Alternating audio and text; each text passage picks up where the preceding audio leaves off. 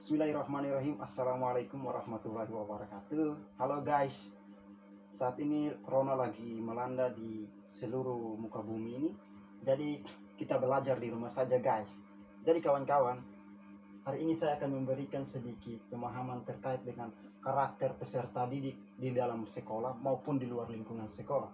Jadi kawan-kawan, ada 3 faktor yang kemudian sebentar nanti saya akan jelaskan. Yang pertama faktor inteligensi, dan yang kedua faktor fisik, dan yang ketiga faktor emosional.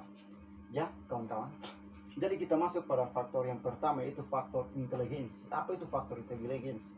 Ya, jadi faktor inteligensi bisa dikatakan dengan secara persaingan, begitu kawan-kawan. Jadi kalau kita bicara tentang persaingan atau inteligensi di lingkungan sekolah, jadi kalau di lingkungan sekolah berarti peserta didik bersaing dengan secara akal sehat. Ya, mereka bersaing dengan ilmu pengetahuan yang mereka miliki. Jadi secara persaingan di lingkungan sekolah seperti ketika dia melihat temannya mendapat juara 1 terus dalam peringkat, tentu dia tidak mau kalah, dia ingin bersaing dengan temannya itu.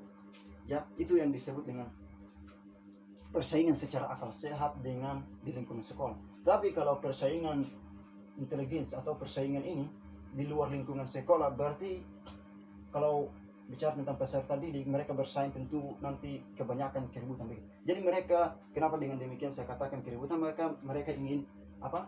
Menunjukkan jago mereka begitu. Siapa yang jago, siapa yang kuat. Ya mereka bersaing begitu. Dia jago. Atau bisa mereka bersaing dengan harta kekayaan mereka begitu. Ya, atau bisa mereka bersaing dengan kegentingan mereka begitu kawan-kawan. Ya. Ya begitu. Itu di luar lingkungan sekolah. Tapi kalau di dalam sekolah berbeda ya kawan-kawan. Ya, kita masuk pada tahap yang kedua, itu secara fisik, faktor secara fisik. Ya, karakter siswa. Jadi kalau kita berbicara secara fisik di lingkungan sekolah ya, sebagai siswa sebagaimana dia mampu menunjukkan karakternya sebagai seorang siswa.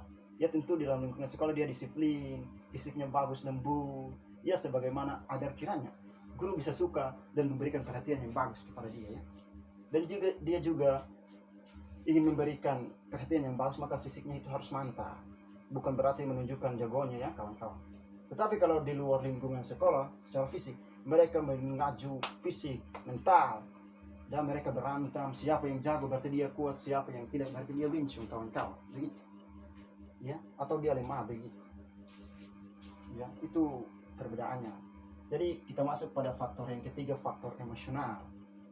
Secara kelembutan hati atau secara emosi begitu, secara perasaan emosional, secara perasaan atau secara emosi.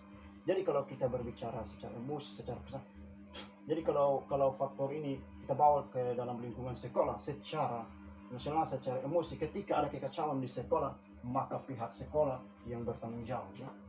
Pihak sekolah, yaitu karena di dalam lingkungan sekolah. Jadi setiap kekacauan di sekolah harus diselesaikan secara aturan yang diterapkan di sekolah kawan-kawan. Jadi mengikuti aturan-aturan yang diterapkan di sekolah. Tetapi kalau di luar lingkungan sekolah, meskipun mereka baku-pukul sampai mati pun sekolah sudah melepas, karena mereka sudah melepaskan pakaian sekolah. Tetapi di luar lingkungan sekolah, di situ juga ada keamanan seperti polisi.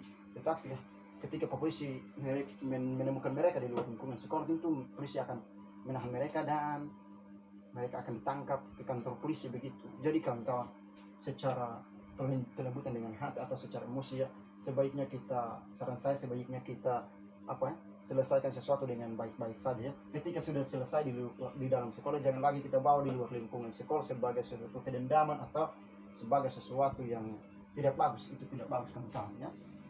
Mungkin itu saja yang dapat saya sampaikan. Oke kawan-kawan, jangan lupa like, share, and subscribe ya kawan-kawan. Oke. Jadi kawan-kawan, di wabah virus corona ini saya cuma sampaikan kepada kawan-kawan, jadi kita harus mengikuti kebijakan pemerintah sebagaimana mereka menyuruh kita pakai masker. Ya kita harus pakai itu karena itu adalah demi keselamatan kita bersama kawan-kawan. Oke, kurang dan lebihnya saya mohon maaf. Assalamualaikum warahmatullahi wabarakatuh.